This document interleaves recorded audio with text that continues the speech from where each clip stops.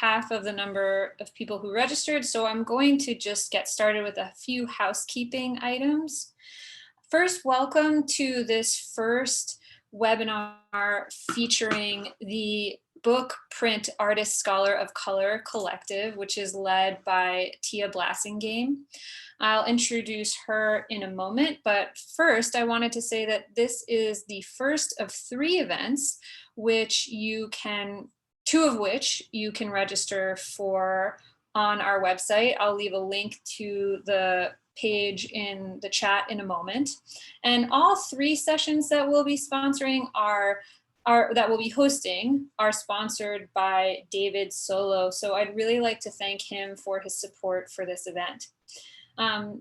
Second, this event is being recorded. And if you do not wish to participate in a recorded event, we ask that you tune in later when the YouTube video becomes available.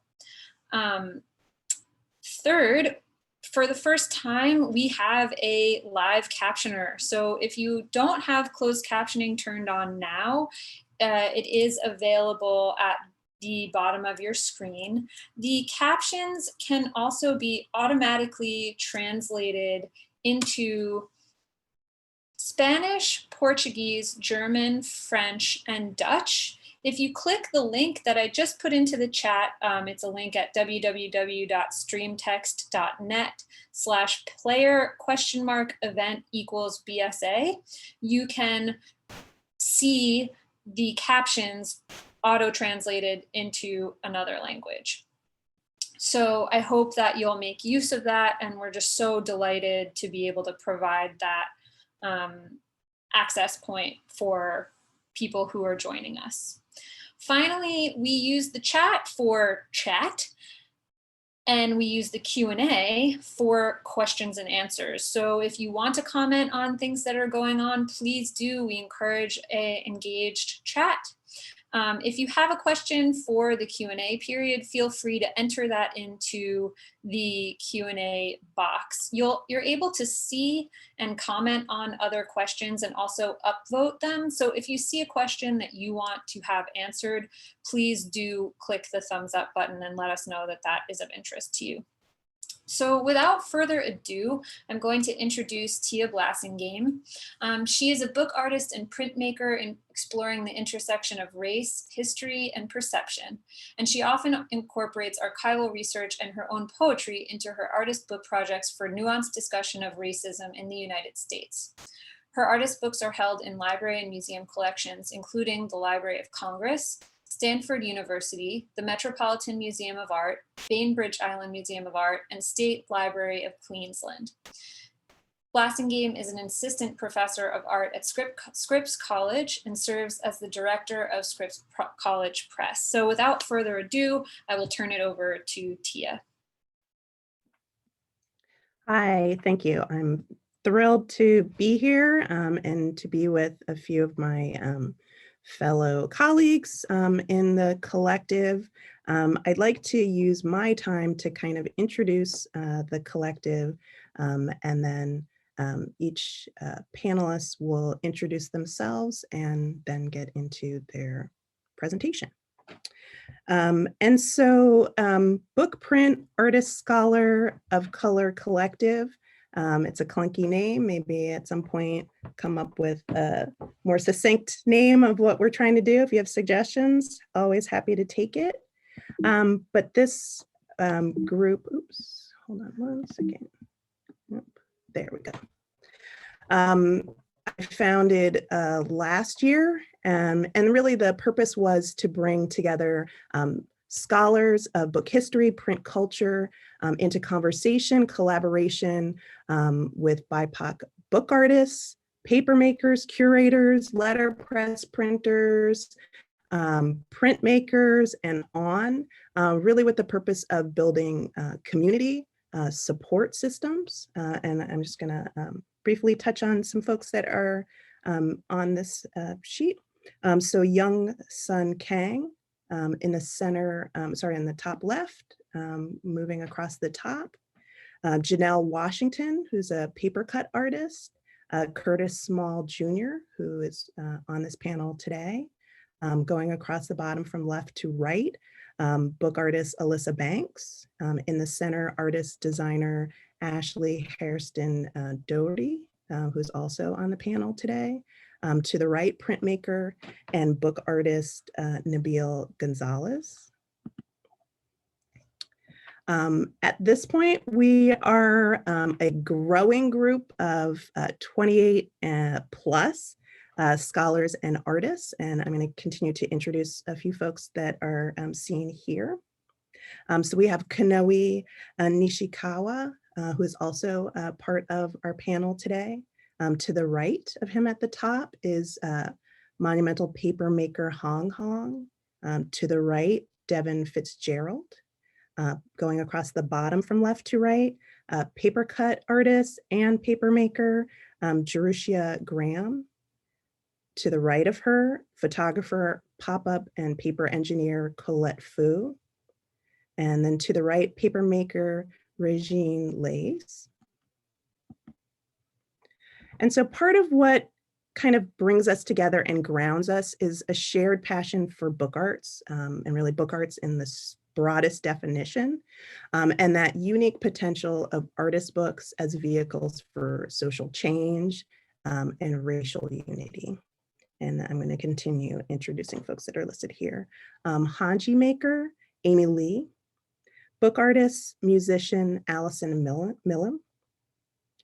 Artist, Lucasa Brofman Verasimo, bottom me. To the right of me, book artist, Irene Chan. And then letterpress printer, Ben Blount. And so what I'd like to do is very quickly kind of introduce just a few folks that are part of our group, and then sort of the potential of ways that we might be working together. So these are some paper cuts by Jerusha from her Undercurrent series. Alyssa Banks, her piece Storm Sequence. The same piece, you can see that shade shifting.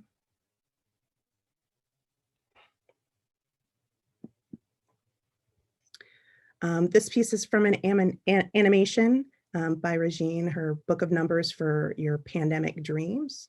And this bilingual piece, let's see if I can get that to go, just at least to play a part of it, brings together paper making, potential lottery numbers, terms related to the pandemic as well. And I'm going to keep moving just for the sake of time. Lucasa's work. And I'm going to keep going. We are all speaking at the same time. So in this case, a risograph spiral bound piece. Ben Blount's prints, and I'm just going to keep moving forward just for the sake of time. Janelle's paper cuts, and show a detail of that.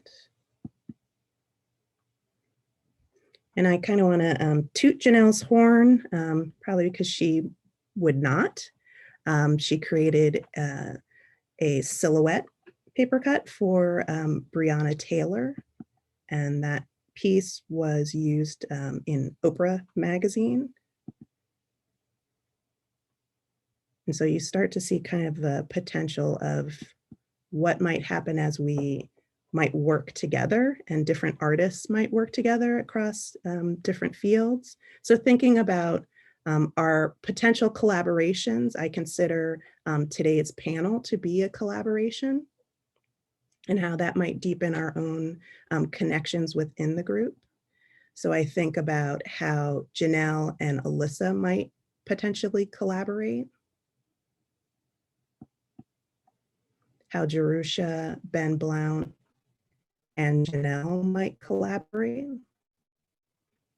to create new artwork, to be in conversation, potentially to write about their work together, how Ben Blount and Regine might also collaborate.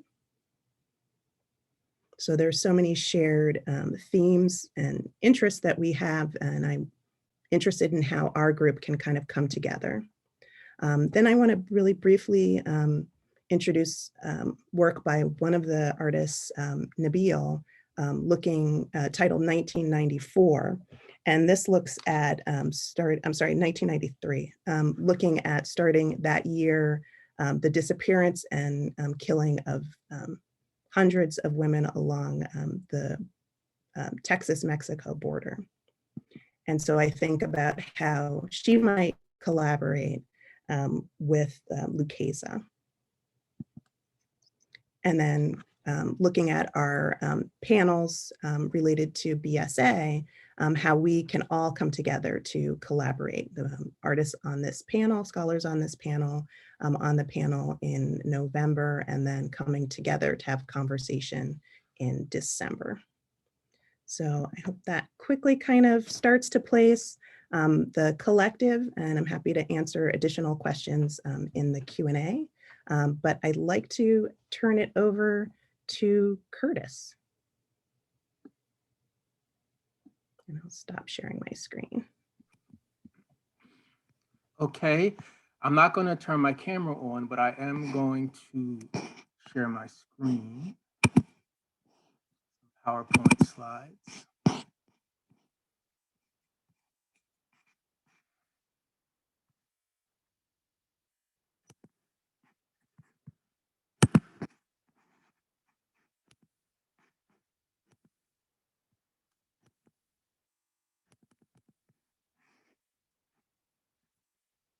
Already having a little technical problem here, a delay in my slides.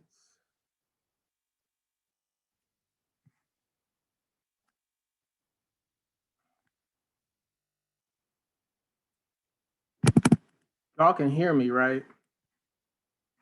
Yes. Now you see the slides? Can you see my slides? Not yet. No. Okay.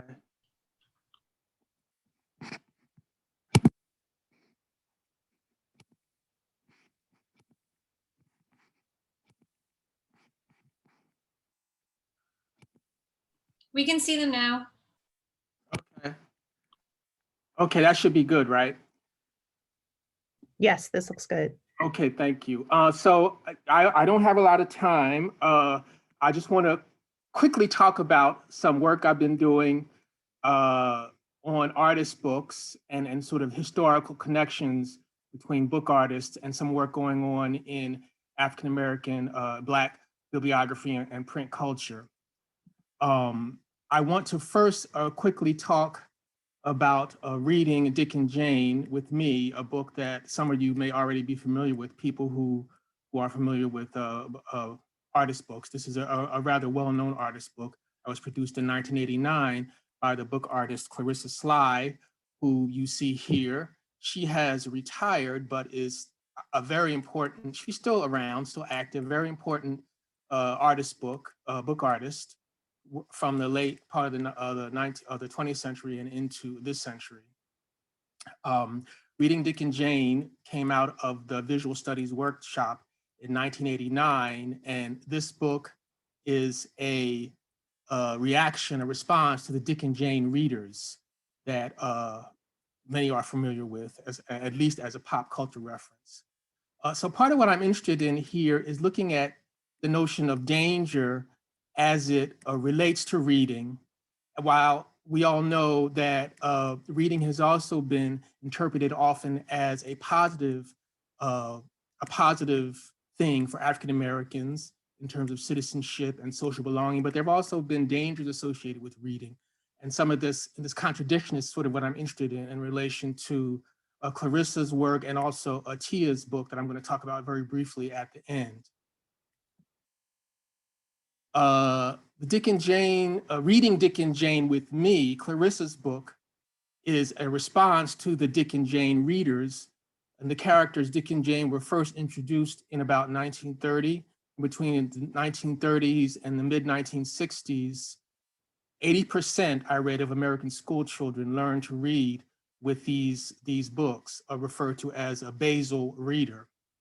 And the image that you see here from Fun with Dick and Jane which was aimed at first grade readers. The book in our collection is actually not the first edition of Fun with Dick and Jane. This is a later edition, but this is one of the original stories from Fun with Dick and Jane. And these notions have been analyzed as being a part of an ideology in terms of the ideological work that these books do, spreading the post-war ideology of everyday life under industrial capitalism, right? You can sort of get a sense of, I mean, the focus of these books is a white, middle-class family living in a suburban environment, a heterosexual, a mother, father, Dick and Jane, daughter and son, and a younger son named Sally, I believe, and Spot and Puff.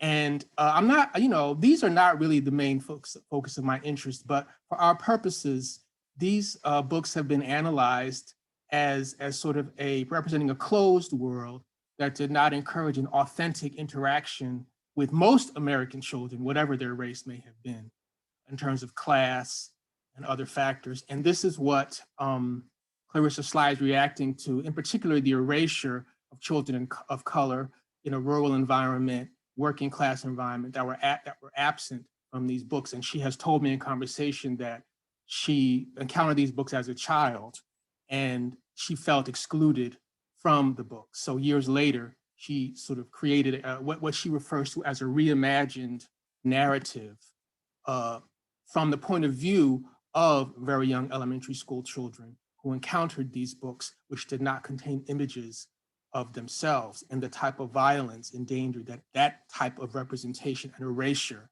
represents. And as the talk proceeds, I'm interested in connecting this type of erasure with types of erasure that have taken place within print culture for African Americans in the past. So one of the ways that Clarissa makes an intervention as a book artist is through type and typography. That's one of the most salient aspects of her book. Although she did not set letterpress, she explained her process, and I can go into that a little later. But the limited lexical field, the extremely limited vocabulary of the Dick and Jane books was a part of the pedagogical strategy, right? Very limited vocabulary, a lot of repetition, which produced a sort of stultifying, some have said, and a dumbing down of the linguistic capabilities of even first and second grade children. So what Clarissa does is she, as you see here, highlights some of the text and repeats it ad absurdum, right? To sort of, I think, emphasize the restricted nature of the vocabulary and the psychic effect that type of repetition had on communities of young Black children. Throughout the book, which starts with an image of the Dick and Jane presumably, there's a gradual introduction of Black children based on photographs from Sly's community, from her own community. She had a background in photography and used photographic process as a part of creating this book. The title, Reading Dick and Jane with Me, I would suggest that the figure you observe on the left is perhaps the me of the title, an unidentified, rather ambiguous figure identified as female who goes through a type of transformation in line with the transformation that this book enacts. So by gradually introducing children from the very types of communities that were excluded and gradually introducing linguistic interventions or language produced in this American narrative, the language is produced by the children of this community, as you see on the right-hand side. The type forms that you see on the left, borrowed from Dick and Jane, correspond on the facing page with imagery that gradually introduces the social world of these African-American children in the Jim Crow South, which is where Clarissa was from and grew up.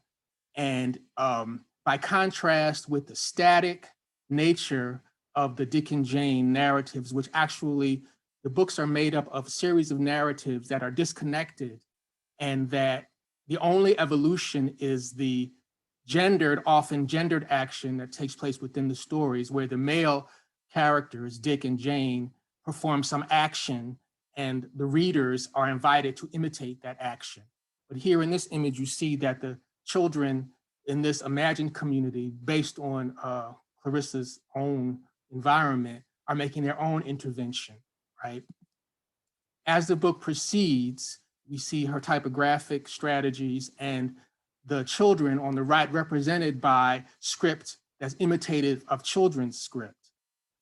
So the idea here is that a lesson and a type of agency really on the part of the African-American children is imagined as they respond to the content of Dick and Jane, which does not become more sophisticated, but you can already see the children sort of copying and responding. We read, see it go up.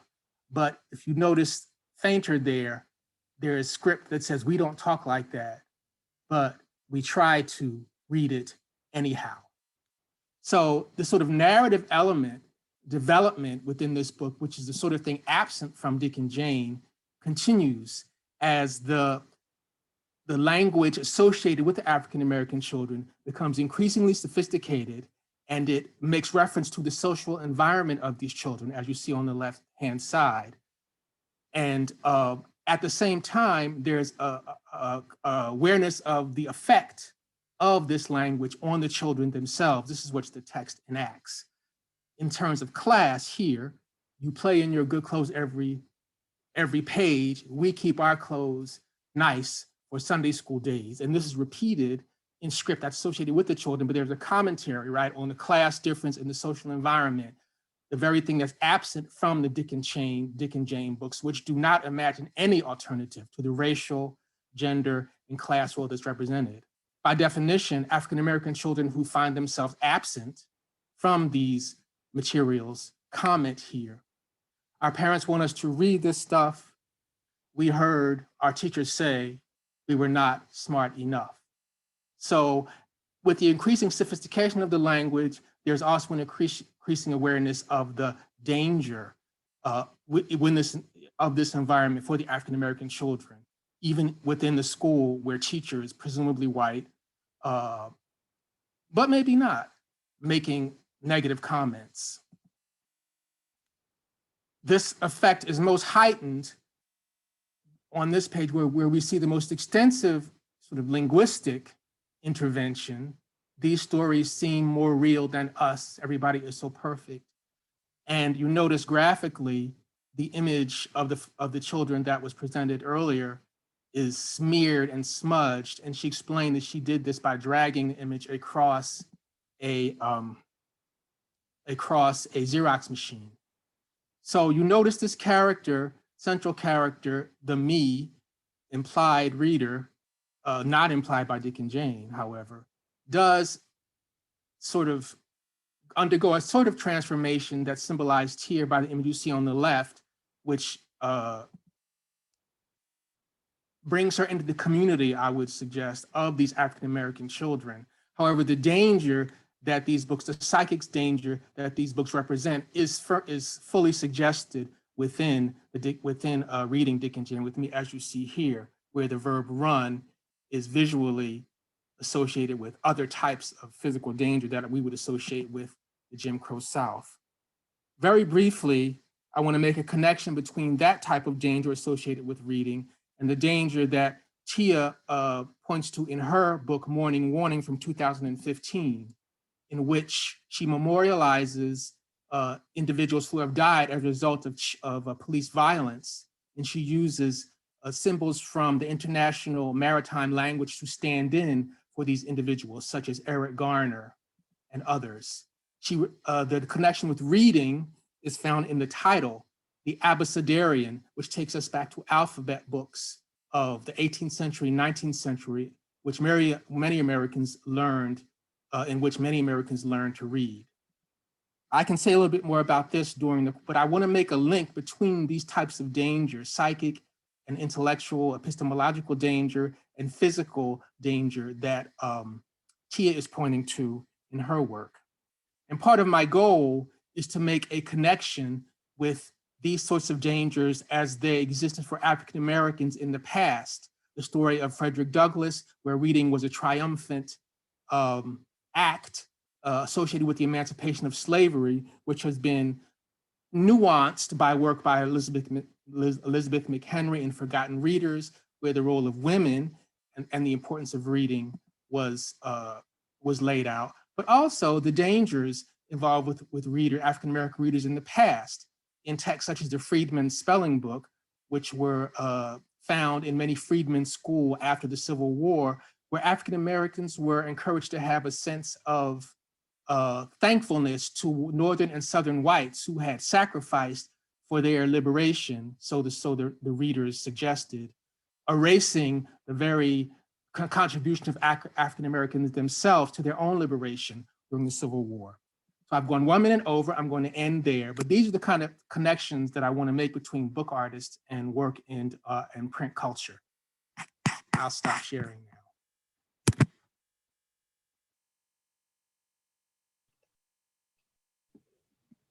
So we'll move on to Ashley. All right. Hi, everybody. I'm going to try to share my screen.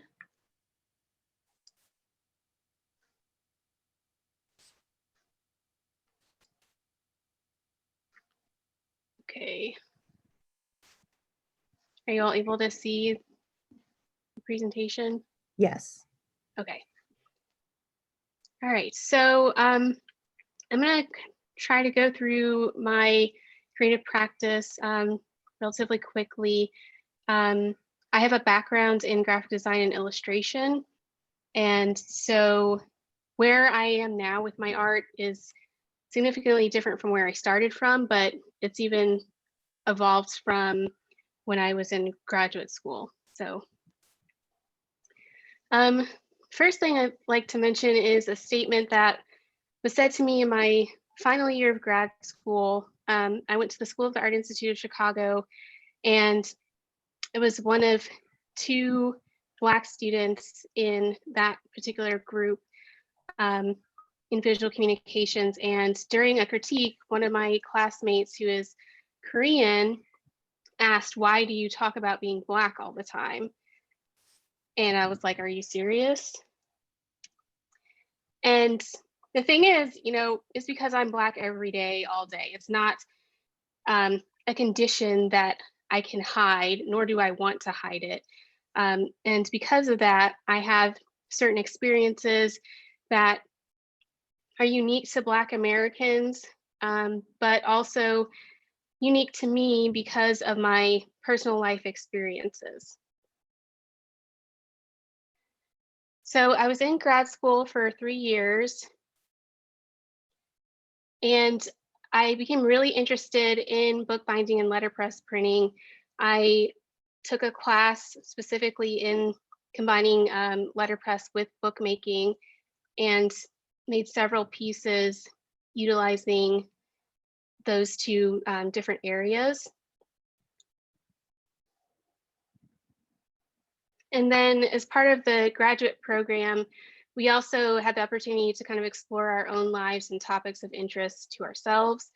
And I found really different ways to tell narratives that relate to personal experiences. We also had several classes that dealt with visual narrative. And what I found really fun with these classes was I was encouraged to explore and just try things out. So in this particular piece, it's a written narrative. Each wine bottle is a different character, and ideally the wine is associated with that character, the characteristics of the wine. And then on the back of the bottle, it has more about that particular character's story. And because we had the opportunity to kind of look more within ourselves, I worked on these projects that, and hopefully this will play. No, it may not. I had the opportunity to work on these projects that allowed me to think about myself and where I am now, and how experiences I had as growing up, especially in predominantly white areas, affected who I am now. So all of this was going on. I was developing new ideas and exploring, and it was all great. And then one day, as I was on a bus with my now husband, who is white, this lady out of nowhere calls me a sellout bitch. And that was a huge turning point for me as an artist, and also, I guess, in my life in general. This was my reaction at the time, but I didn't respond verbally. I just kind of thought about it and thought it was strange. And as time went on, reflected more on how this stranger reacted to my relationship that they knew nothing about. I began to start to analyze this situation and similar situations I'd had recently.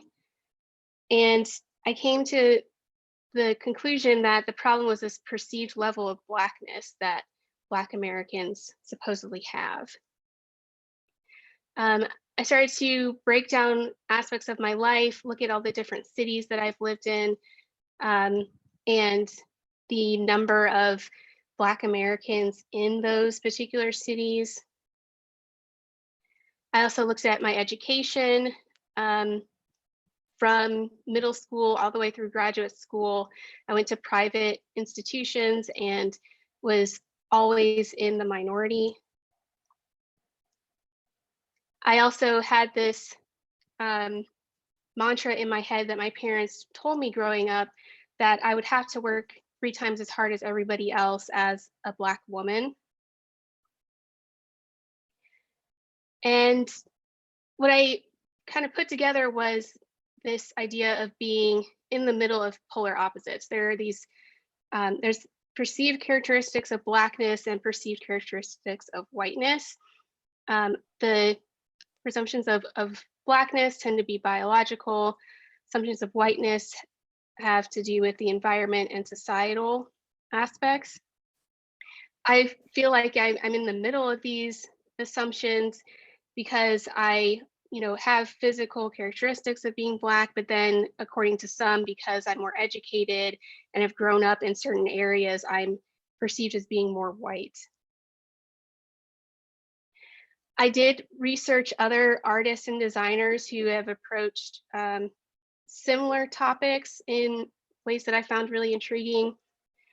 One of the first artists I encountered was Carrie Mae Weems and her photography. I was also very interested in her work that involves text and how the text and images played off of one another to create a visual story.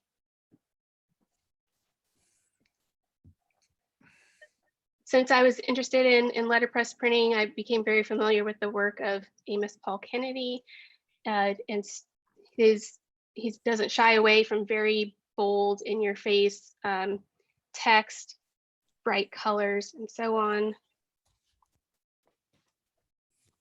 Glenn Ligon, who also works a lot with text.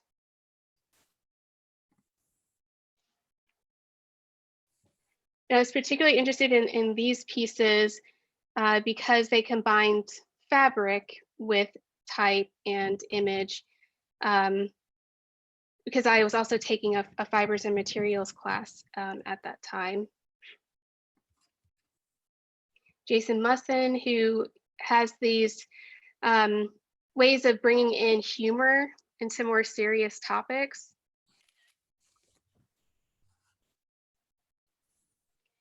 And Renee Green. In this piece, we have, once again, the use of fiber materials.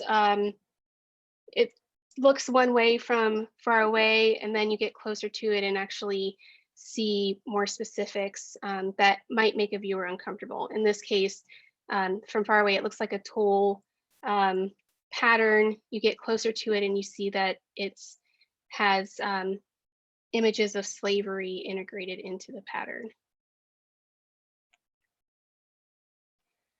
So I began generating ideas, trying to look for some solutions.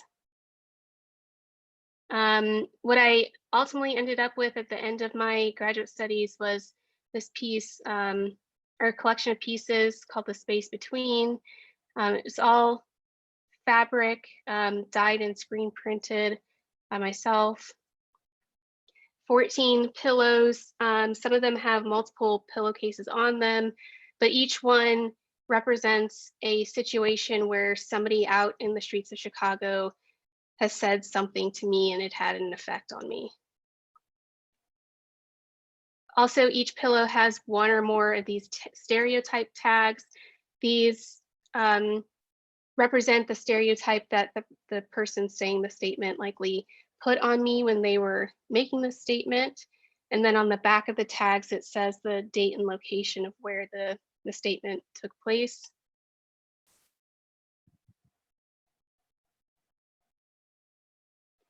And so one of the things with these pieces is the materials are a very important part of the presentation. There's some pieces that involve text that's really aggressive. So the fabric itself is very textured and rough. The fill of the pillow is heavier and less comfortable. And the color and typography reflects the emotion of that statement. Other statements are seen as more loving or just more innocent. So that fabric would have a different feel to it. The pillow itself would also be a lot lighter and more comfortable. And then on either side of the daybed where these were originally displayed, there were panels that have words that represent stereotypes of Blackness, and then on the other, stereotypes of whiteness.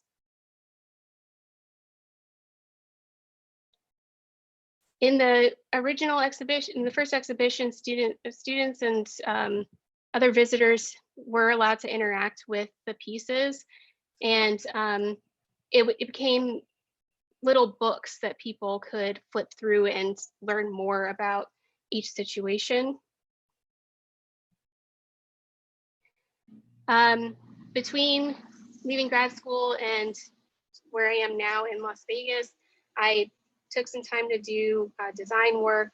And so once I started teaching here in Las Vegas in 2017, I developed some new art pieces for myself.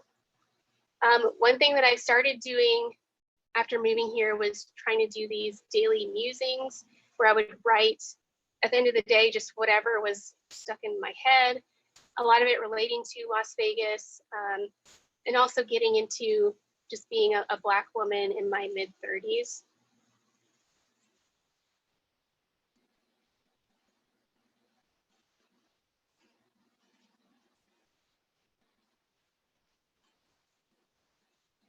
Last summer, I did a residency at Otis College in Los Angeles, and there I took some of the musings that I had written and tried to break them down into more book type projects. So in this one, I created a piece called Push and Pull. It's a letterpress printed piece turned into a flexagon. And the idea is you follow one of these triangles around and read the sentence that's formed and then turn it and continue reading. And then these are all sentences that represent the back and forth I have in my mind about whether or not to have children. It's one of those topics that I've struggled with a lot because there's just so many different things that are positive or negative about having children, at least in today's age and at this point in my life.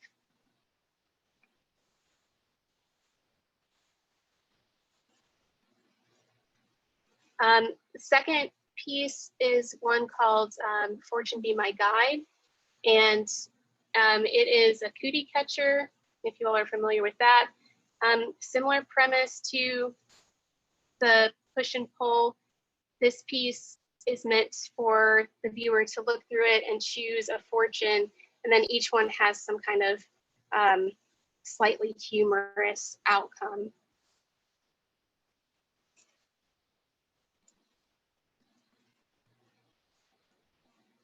And then these are the pieces on display at our artist night at Otis. My computer is freaking out. And then to wrap up, I recently had a solo exhibition up at the Barrick Museum on the campus of UNLV in Las Vegas. And it was an opportunity for me to bring together these pieces that I made in Chicago and the work that I've done since then. So one half of the gallery space included the work from Chicago, specifically the pillows, and then the other, the work I've done since living in Las Vegas. And then the center wall has pieces that bring the two together. The centerpieces deal with those initial aspects of my life and how they feed into how I reflect on myself now, as well as a written piece called Stale Oreo about an incident where I was called a white girl at a young age. The pieces from written while I was in Las Vegas initially deal more with the fact that I found that the Black American population in Las Vegas has been a bit different from anywhere else that I've lived. So reflecting on that. And then with the yellow panel here on the ends, dealing more with my perspective on having children. And then that moves into the two procreation pieces. And then you end that side with the piece called I Am Not, which was in response to George Floyd's murder and trying to help non-Black people understand what we deal with on a daily basis. The other side had my pillows represented in a different fashion. So since it's a pandemic and people aren't really allowed to touch things, we had these QR codes that people could scan and see animated GIFs of what each pillowcase has on it.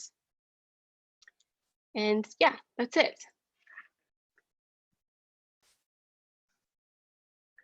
Great, thank you, Ashley. Now we'll move on to Kenoi.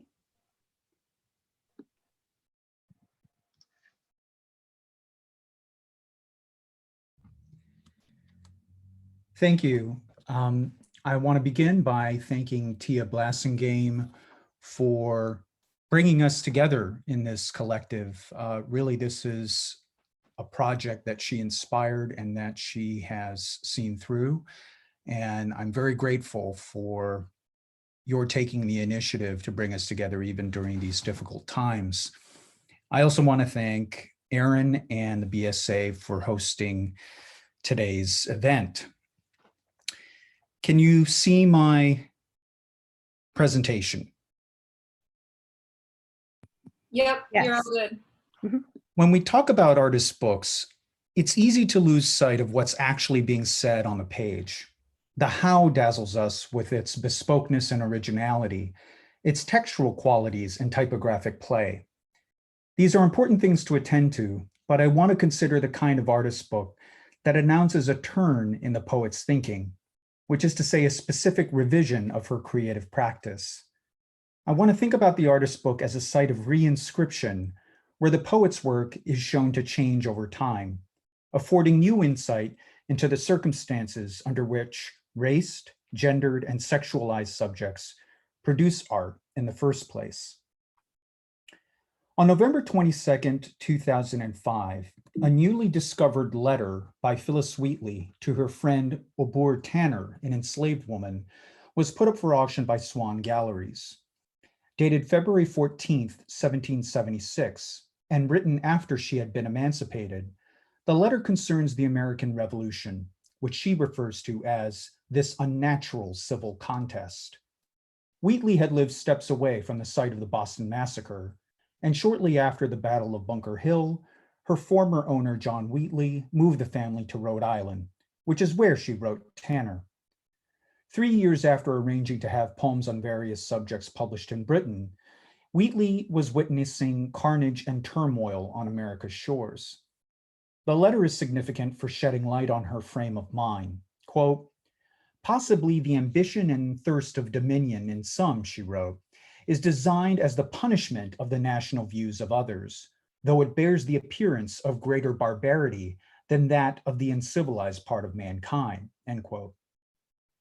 The ambiguity of exactly where Wheatley stood vis-a-vis Britain and the colonies is only redoubled when she urges Tanner to put her faith in God over, quote, the craftiness of the enemies of this seemingly devoted country, end quote. Wheatley's letter would go on to sell for $250,000, well over the $80,000 to $120,000 Swan had expected. The irony of Wheatley's letter going up for auction and selling for such a staggering price is observed at the beginning of Black poet Yolanda Wisher's American Valentine. Phyllis to a Boer, Valentine's Day, 1776. Her lacerating ink worth $253,000. Published in her 2014 collection, Monk Eats an Afro, the poem's first section reflects on the question of value and how it's assigned to Black life.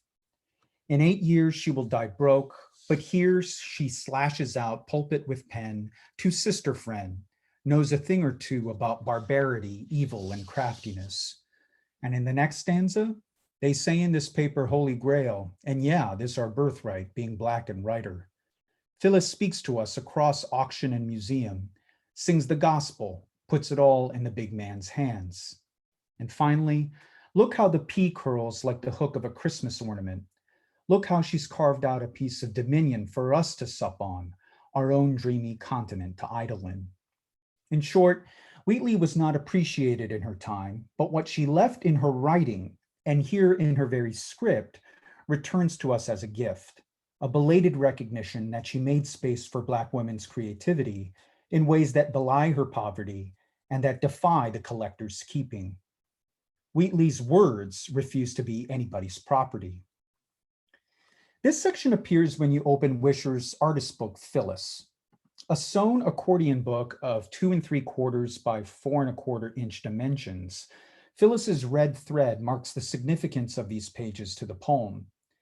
But upon further inspection, she's made several changes to this first section, changes that identify Phyllis's intent as different from that of American Valentine. Abjuring capitalization except for certain keywords and letters, Wisher's typescript looks like a letter dashed off to a friend, with type signifying an analog form of intimate correspondence.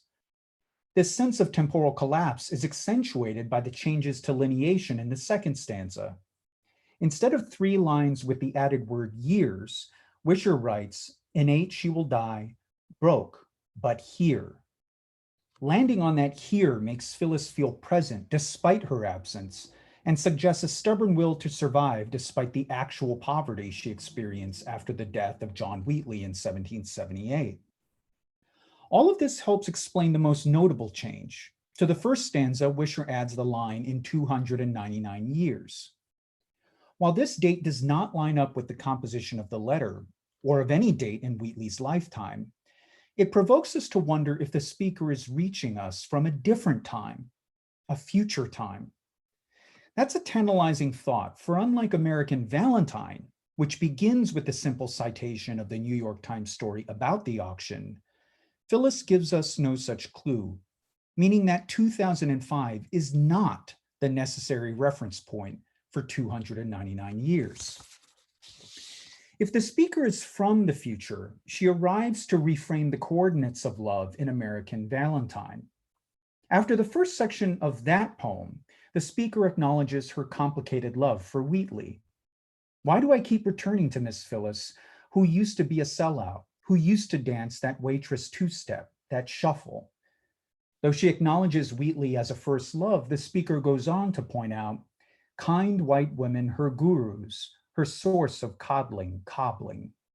She confesses to believing much of what white critics from Jefferson on and Black radicals have said of Wheatley, namely that she should have never been uprooted, never survived, an intellect too frail to be transplanted without constant heat and light. Until, that is, quote, I fell in love with a free man. These two lines, uttered right before the final section, a chant of Black womanhood that Wheatley represents in all her multifariousness, suggests that this Valentine is for him, the free man who helps the speaker see the poet for who she is. Now, this interpretive arc is completely changed in Phyllis. Removing the sections with the white woman and free man, the book's third and fourth pages highlight the speaker's relation to Wheatley through real and imagined genealogies of Black motherhood. She acknowledges Wheatley's captivity and severance from her natal ties and muses about the metered grief of an African mother. With that connection denied to Wheatley, it's in fact the schooner that birthed her and filled her memory with water. By reconnecting this section of American Valentine to the first love and woman chant parts of the poem, Wisher advances a more compelling vision of what it means for her to relate to Wheatley as a poet, artist, and Black woman whose status as a mother is always fraught with questions of dispossession and ownership. Perhaps this is why in Phyllis, the first love stanza, which can be read as a sexual liaison, somehow resonates in a more maternal vein. Quote, "She cooed for me, gushed metaphorically, till we were both spent but not sold," end quote. Why insist on metaphorically here? Because that's what it is. Not a physical response, but a figurative attachment where an imagined mother caresses her child's hair.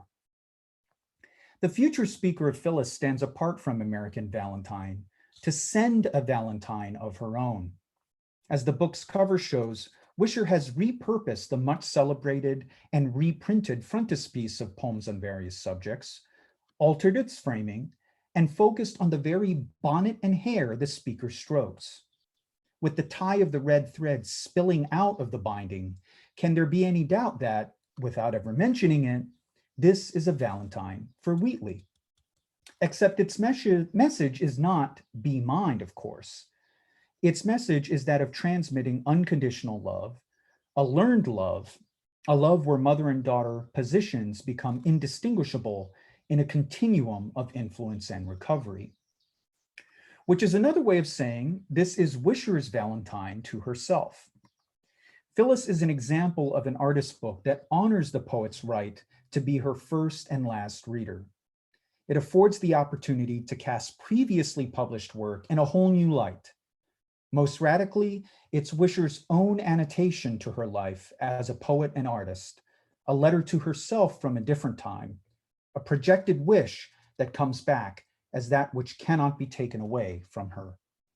Thanks very much.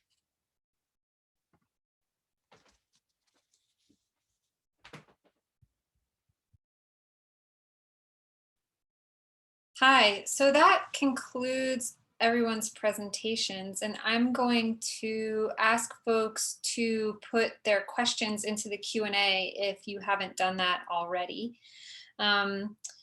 We have one from Shannon Supple. She says, "This is such a cool coming together of people who do such different things and all engage with questions of identity, culture, and material history. What are some blue sky goals you have for this collective?" So I'll take that.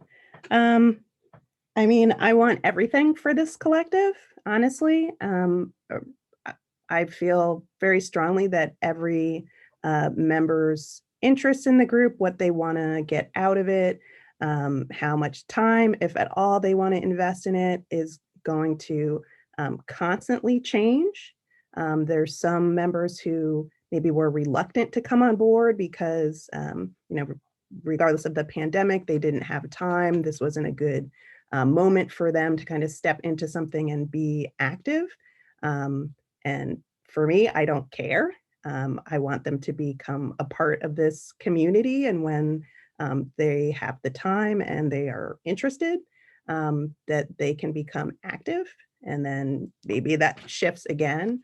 My hope is that we can sort of at its basis be a sort of group that can support one another in whatever ways each member needs when they need it, and be some form of community. I think that for particularly for artists of color, I don't believe that that exists in the field. I think that in many ways, the field is unwelcoming, and there are historically many reasons for that and currently many reasons for that. And so my interest is in creating a group that can be welcoming and be supportive in ways that do not exist. And whether that's sharing opportunities, I would speak to like this opportunity of, you know, being approached by Aaron to give a talk and then kind of throwing it back to reframe that offer. And I think there are many ways to do that. I think this is, to me, much more exciting to share this time and space with these individuals, for them to share their artistry, their scholarship, and see how that can come together. But I think also I'm very interested in how we can share a skill share within the group, whatever that looks like, how we could also teach and do workshops together, and offer that to the larger community, how we can come together, like I moved through really quickly in my presentation of coming together to create artwork. I showed visual artists pairings, but I'm not limited to that. And I don't think this group is limited to that at all. I'm very excited about the possibility of scholars coming together with visual artists. I would say most, if not all, of the visual artists that are part of this group have their work is grounded in research, archival research, field research as well. And so I think that's interesting for really smart people to come together and have a conversation, but then also to pull scholars in who maybe don't feel like they are artistic or artists, and get rid of that and have them creating new artwork. But I think also the potential of collaboration. I mean, when I see collaboration, it's everything. It's publishing, it's curating, it's panels, it's kind of everything. So maybe that's my kind of blue sky goals, is anything and everything. Well, that's the only question we got in the Q&A, and we had one other question that I think you really kind of addressed just now in your response. So it's 4:59. We will end one moment early. Before we do that, I'm going to just put a quick link in the chat here and remind folks that our fellowship program deadline is on November 2nd, 2020. So if you are doing research on artist books and you are looking for financial support for that work, we are eager to receive your applications, and you can click the link in the chat to find out more about our fellowship program. I know that's coming up soon, but the application process is not terribly rigorous. I mean, it is rigorous. It's not a huge burden on the applicant.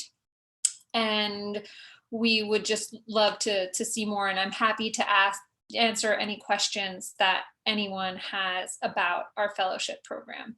I'll just add that this year, because of COVID, we are willing to make awards for people to support writing, which is unusual for us. Typically, these awards are made to support research, which involves travel, which is obviously impossible. So if you need funding to write, and that could also perhaps take some creative forms, please do think about applying to our fellowship program. So with that, I would just like to thank all of the panelists today for participating. This has been a really great event. So many things that I learned today, and I would actually love to ask about 50 more questions, but I won't do that. So thank you very much once again. And I hope you'll join us for the next event on November 20th. Take care, everyone. Bye-bye.